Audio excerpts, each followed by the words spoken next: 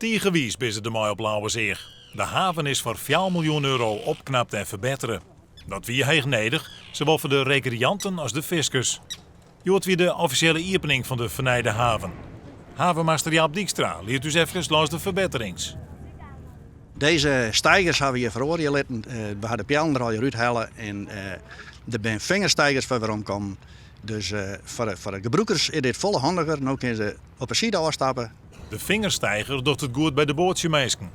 Wel, in één antwoord, dat is gewoon top. Dat is super handig. Voorheen was het palen, dat is veel minder handig om binnen te komen. Maar er is meer. Deze betonnen steiger die had een dubbele functie.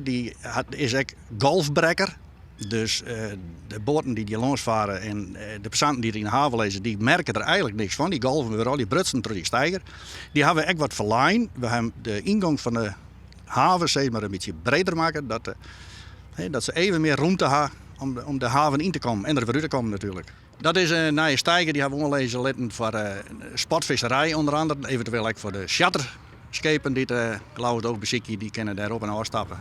En voor de viskers misschien wel het wichtigste, de nieuwe kade. 200 meter lang. En daar ben we zo blij mee. Het weer iedere week, ik kan wel zeggen, hectisch, fiest te druk en de kade te kwart. En nu kunnen we de pikking een beetje opvangen.